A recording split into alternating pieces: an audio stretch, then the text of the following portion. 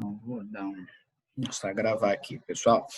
Bom, na aula anterior, a gente falou um pouquinho sobre as características do sistema capitalista enquanto sistema econômico e falamos um pouquinho também da história do capitalismo. Então, só retomando aqui, para a gente já mergulhar na aula de hoje, é o seguinte, pessoal.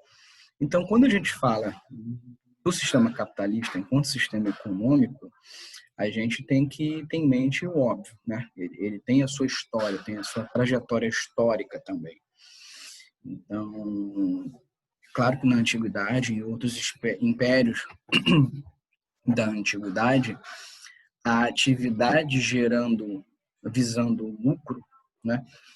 Ela já existia, né? A gente citou o exemplo do Império Romano, por exemplo, que era um império muito poderoso, que integrou ali a bacia do Mediterrâneo e que você poderia comprar produtos, enfim, transitar, e havia muitos comerciantes que enriqueceram, né? Só que não era um sistema econômico organizado, porque ele convivia com a escravidão, ele convivia com formas de produção econômica alternativa. Então, era, na verdade,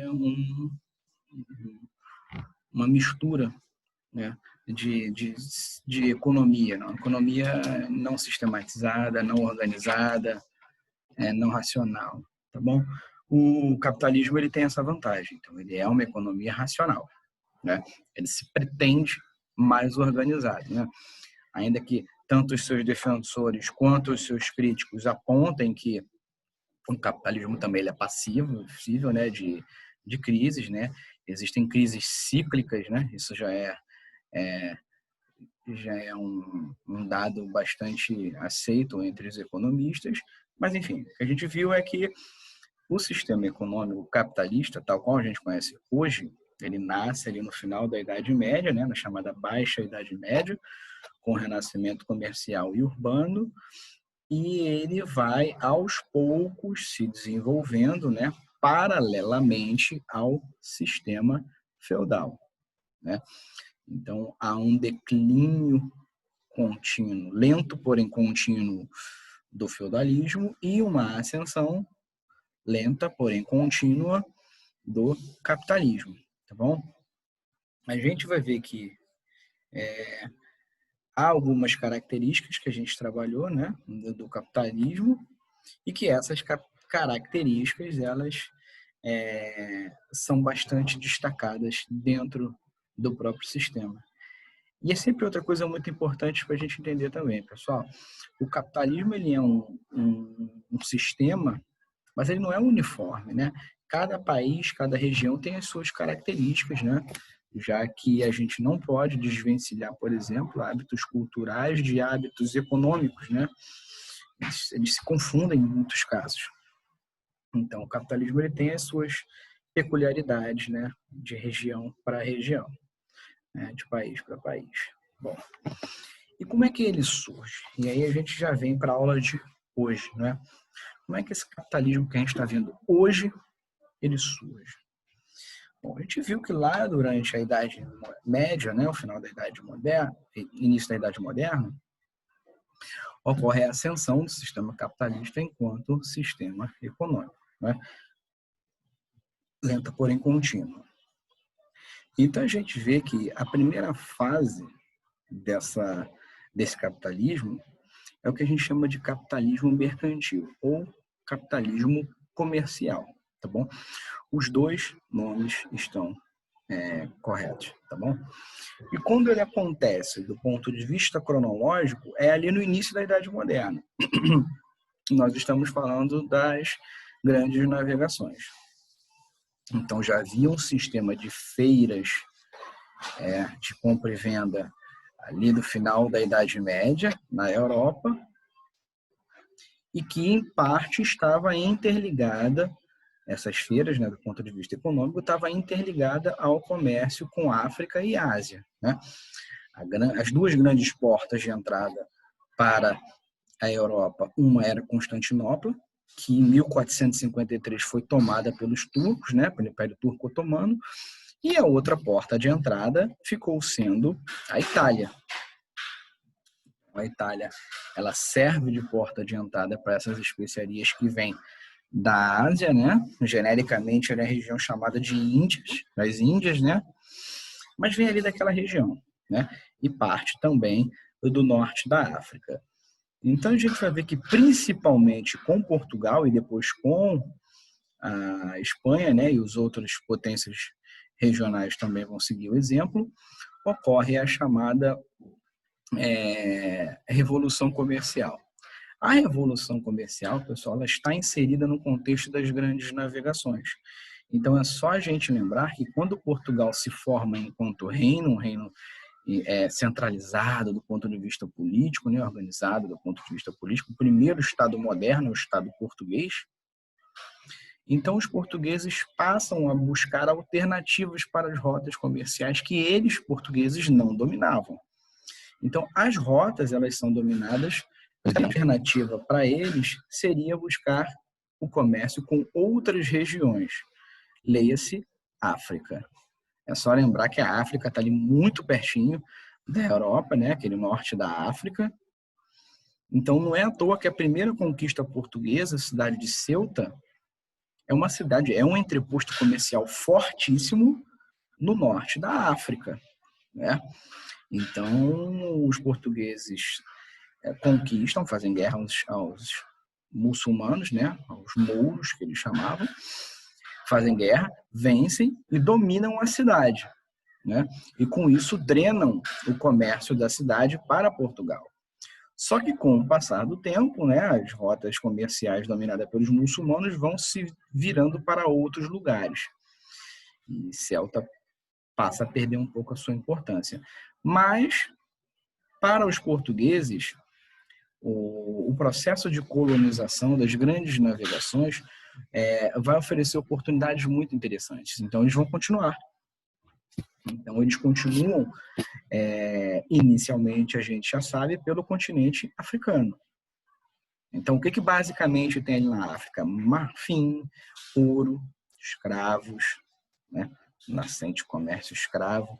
Agora, um comércio ligado exclusivamente ao continente africano, né?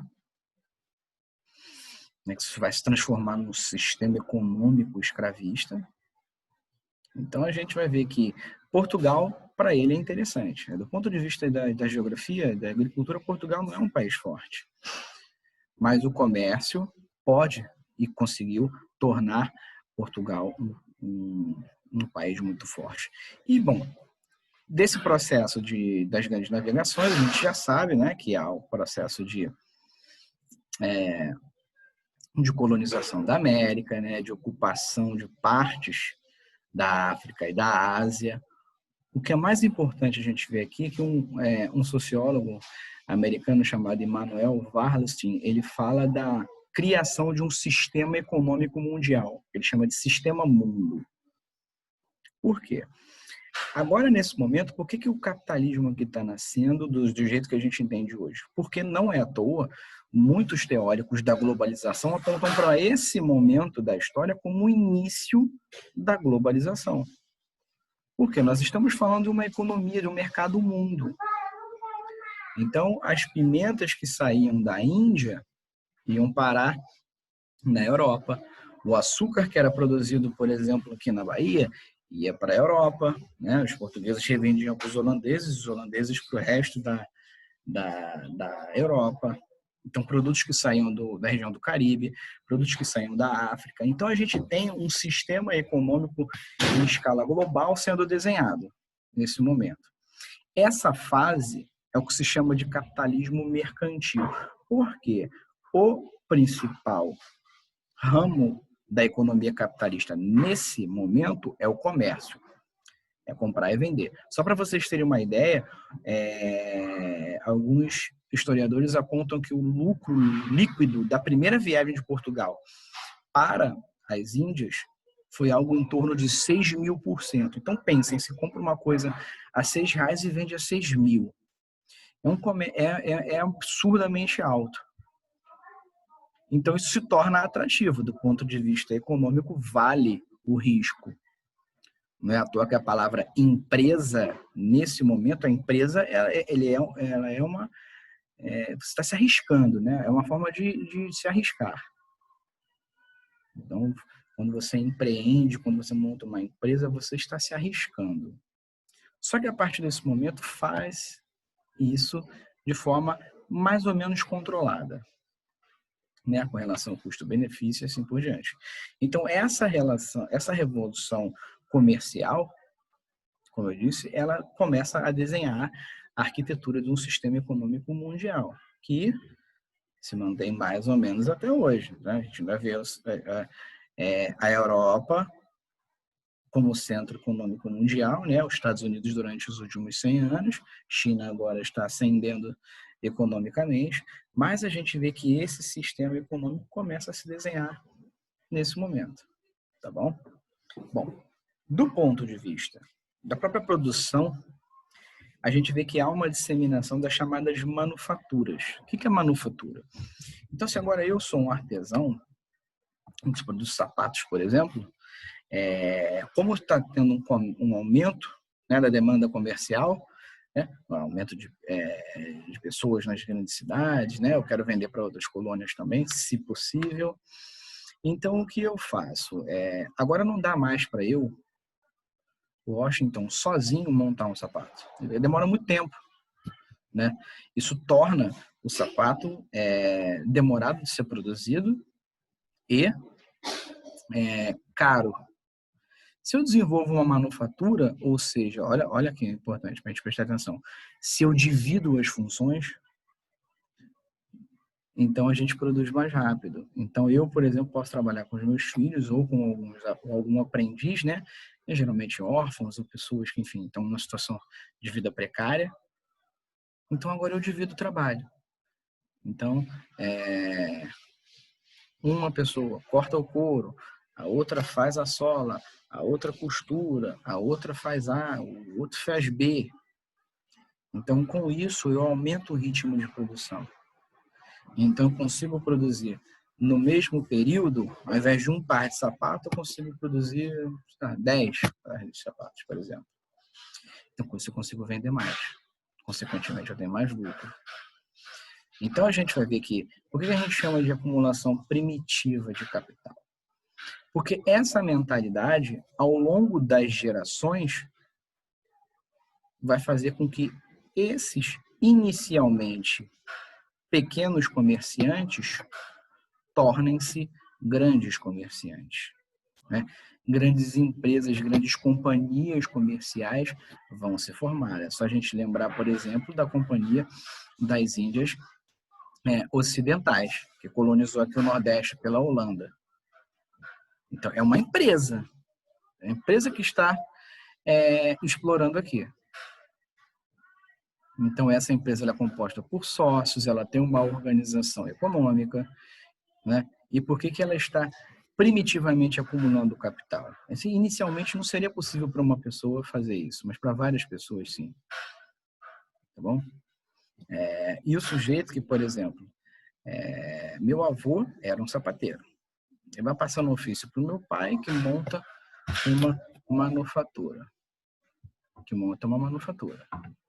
E que passa para mim, já numa situação um pouco melhor, que eu passo para o meu filho, e assim por diante. Então, a gente vai ver que a acumulação primitiva de capital, por quê? Porque ao longo das gerações, prestem bem atenção, pessoal, isso não é da noite para o dia, não é da geração do pai para o filho, com exceções, obviamente, mas ele está falando de um processo lento, porém gradual, de formação de grandes empresas, de grandes comerciantes. É só a gente lembrar do exemplo do banco na aula passada. Nenhum banqueiro começa a sua vida, nesse momento da história, muito rico.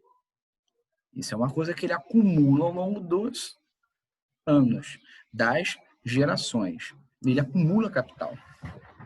E por que é importante entender isso, pessoal? Porque quando a gente for falar da Revolução Industrial, né, É só a gente lembrar que, por exemplo, hoje, para você montar uma fábrica, sapatos, você comprar uma máquina é muito caro, né?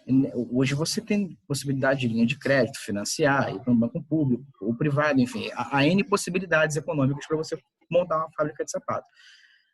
Durante a Revolução Comercial e depois a primeira Revolução Industrial, isso não é possível. Então, se eu quero fazer uma manufatura para produzir mais sapatos, eu tenho que tirar do meu bolso, né? Isso é caro. Então, em geral, eu passo minha vida de trabalho toda enriquecendo, meu filho já está um pouco mais rico e passa a situação um pouco melhor para o filho dele e assim por diante, tá bom? Então, isso é o que a gente chama de acumulação primitiva de capital.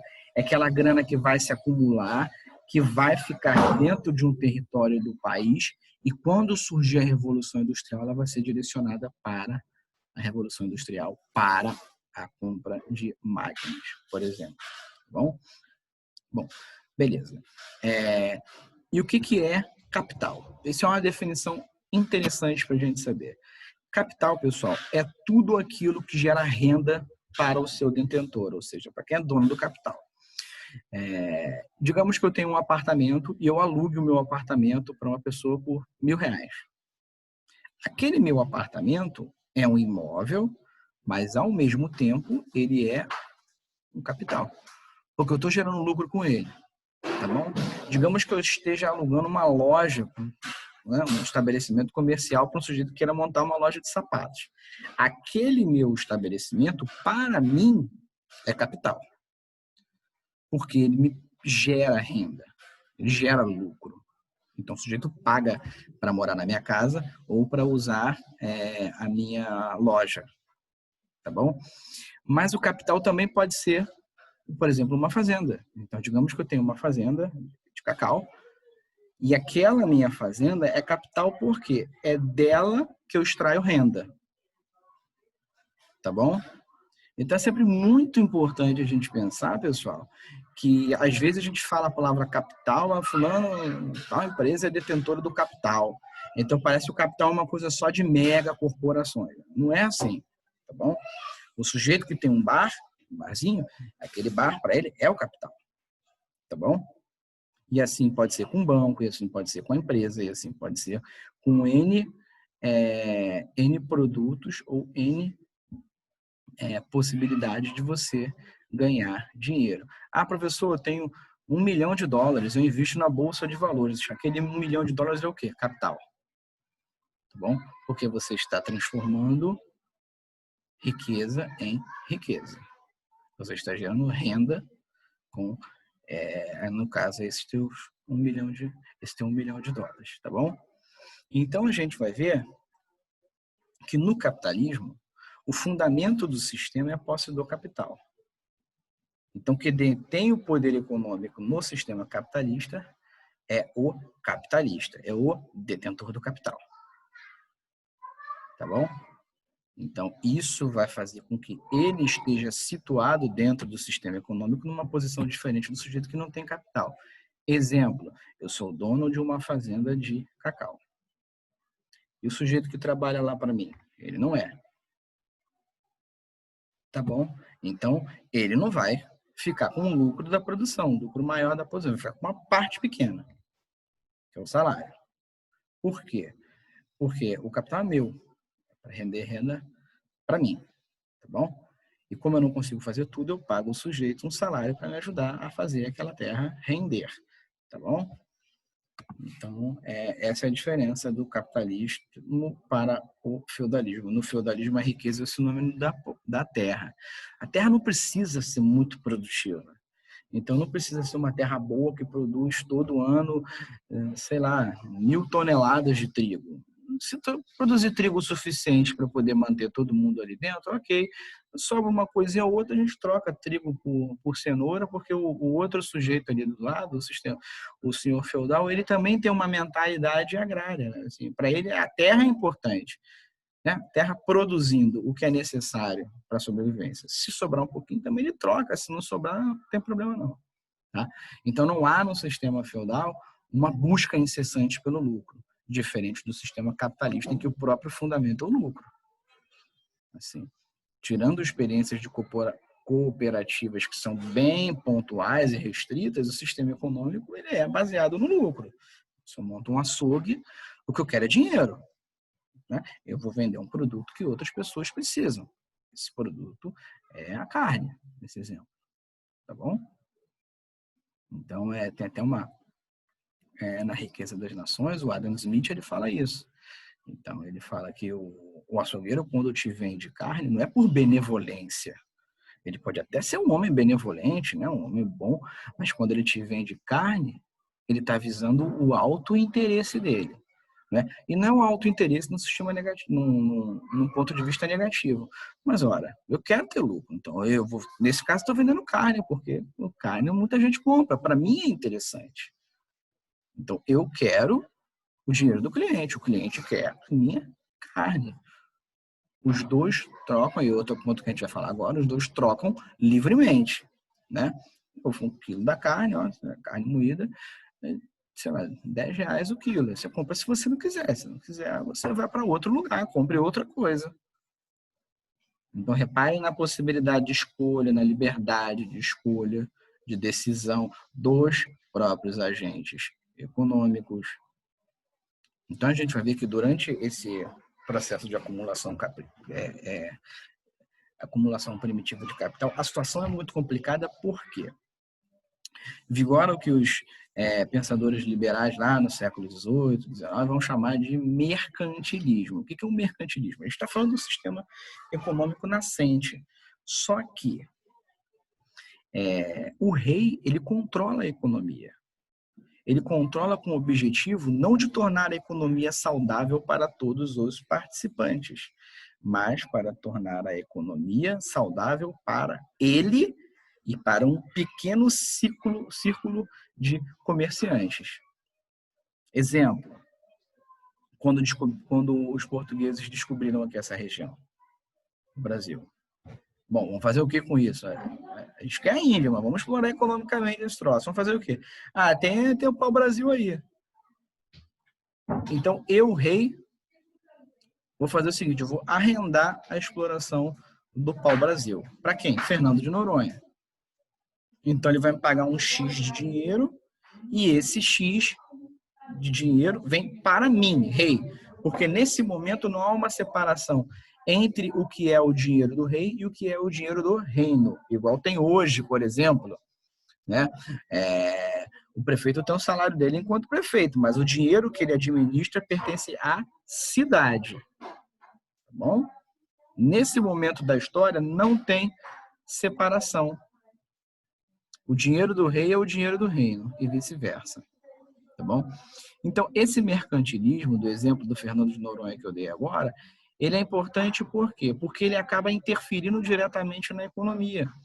Eu vendo, sei lá, 20 milhões a concessão da exploração de pau-brasil aqui nessa região, sei lá, por 5 anos para o Fernando de Noronha.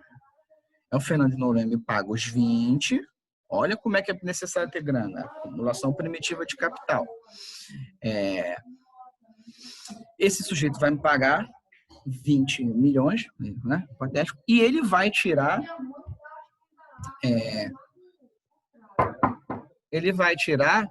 o dinheiro e vai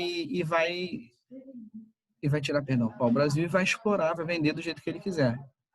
Mas ele vai vender por mais de 20 milhões que ele pagou? Tenho certeza que sim. Porque nesse momento já se começa a desenhar um sistema econômico tal qual a gente entende agora.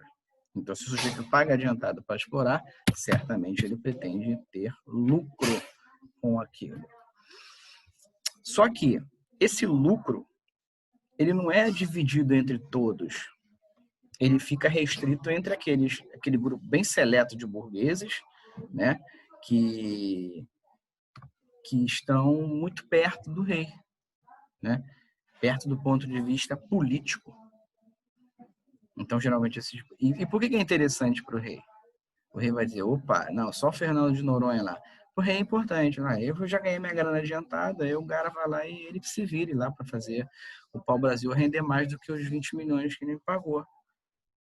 para mim, rei, é interessante, eu saio lucrando, e olha que melhor, não preciso arriscar nada, não preciso fazer empresa, não preciso fazer nada. O dinheiro pinga, ponto. Esse mercantilismo, segundo os seus críticos, ele atrasa o desenvolvimento econômico. Por quê? Porque ele não está baseado na liberdade de escolha dos seus participantes do mercado. Ou seja, se eu sou um português nesse momento e quero comprar para o pau-brasil legalizado, eu não tenho um segundo vendedor, eu só tenho o Fernando de Noronha. Ele põe o preço que ele quiser. Se ele tem um monopólio, só ele vende. Eu vou vender, sei lá, R$1.000 aí, tantas toneladas aí de pau-brasil. Eu não tenho uma segunda opção. A gente vai ver que essa acumulação ela vai ser muito mais saudável e constante em países com uma mentalidade econômica mais desenvolvida. E aí a gente vai ver o seguinte, por que a Inglaterra leva vantagem, a Inglaterra e a Holanda levam vantagem se comparado a Portugal e Espanha. Se você voltar na época da colonização da América, você vai ver que a América, as partes mais produtivas pertencem a Portugal e Espanha. O tanto que Espanha tirou de ouro e prata da América, está no gibi. O tanto que os portugueses tiraram de madeira, de ouro, de açúcar, aqui também é uma grana preta. E aí, por que Portugal e Espanha não enriqueceram, né? Sendo que tinham muita coisa nos 3 continentes, nos 3 cantos do mundo, todos os cantos do mundo, e por que os ingleses que não tinham tantas terras, e os holandeses, né, que tem um território assim desse tamanho, foram ricos, e durante um tempo foram as grandes potências mundiais. Porque, pessoal, lucro vem do comércio nesse momento.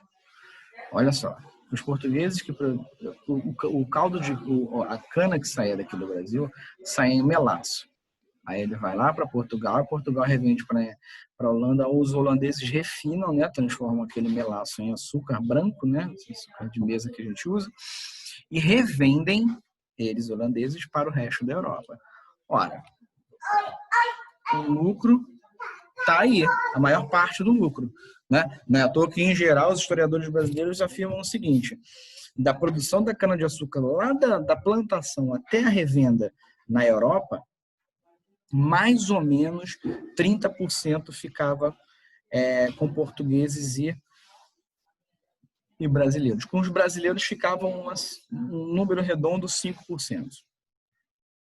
O número redondo do lucro para os portugueses seria 25%, não dá 30%. 70% mais ou menos do lucro ficava com os holandeses, porque eles que eram os grandes vendedores. Então a gente vê que se há mais comércio em um local, a tendência é que haja maior acumulação primitiva de capital. Esse é o ponto 1. Ponto 2, há uma diferença de mentalidade econômica e religiosa. Então, os holandeses eles eram protestantes, né? Os ingleses também, em sua maioria. E para o protestante, principalmente aqueles de orientação calvinista, o trabalho é algo positivo e o lucro é sinal de bênção por parte de Deus. Olha que interessante. É só a gente lembrar do Max Weber, a ética protestante e o espírito do capitalismo.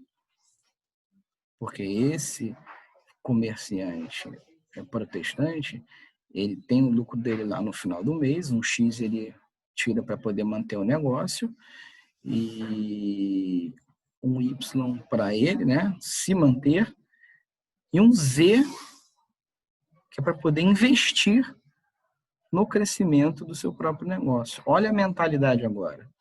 Eu estou fazendo esse investimento de forma racional. Eu quero expandir, abrir uma segunda loja, uma filial em outra cidade e assim por diante. Então, isso tem uma mentalidade. Em contrapartida, portugueses e espanhóis, com a mentalidade católica ainda da Idade Média, não viam os lucros com os bons olhos, não viam o comércio com os bons olhos, porque o comércio é trabalho manual é coisa de servo, é coisa de escravo, tá bom? Esse não é um problema que ingleses e holandeses têm, trabalho é trabalho, tá bom? Então a gente vai ver que não é à toa que onde surge a Revolução Industrial? Na Inglaterra. A Inglaterra, nesse momento, né? Lá já de 1600 e pouco para 1760, a Inglaterra ficou uns bons 100 anos, sendo a maior potência do mundo, a maior potência econômica do mundo, né? Mercantil do mundo. Então, muita grana foi acumulada lá. E aí, essa mesma grana passa a ser investida no desenvolvimento da própria produção. Como é que eu vou produzir mais? Eu preciso produzir mais. E as máquinas, as invenções, pessoal, elas surgem das necessidades humanas. Então, assim, o cara inventou a máquina, o tear, e depois a máquina mesmo de fazer as roupas, com o objetivo de solucionar um problema. Qual era o problema? É uma demanda. Assim. Tem muita gente comprando camisa, eu quero ter lucro, para isso eu preciso produzir mais. Né? Mas tem um limite de expansão de pessoas. Então, quando eu compro uma máquina, isso se torna mais fácil.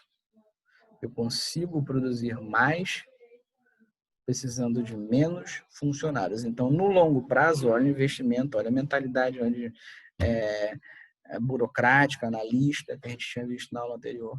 Então, opa, comprei uma máquina, sei lá, por 100 mil reais. Então, acho que em um ano eu quero obter um retorno desse meu investimento. Então, como é que eu faço isso? Opa, planejo e tudo mais. Então, reparem para vocês verem que há uma mudança sensível na organização econômica. A organização econômica não é mais feita a Deus dará. Até a produção agrícola, ela passa a ter essa lógica da tecnologia, do dinamismo, do desenvolvimento. Exemplo, o agronegócio brasileiro é extremamente sofisticado a produção. Porque é uma forma que eles desenvolveram de produzir mais para poder vender mais, obter mais lucro. Então, para isso eu preciso, né, saber mexer com a terra, ter um equipamento bom e assim por diante. Então, essa mentalidade que é a nova... Perdão, pessoal. Essa mentalidade é que é a novidade. A mentalidade racional, tá bom? Eu vou terminar por aqui, tá bom? E já começo a nossa segunda aula.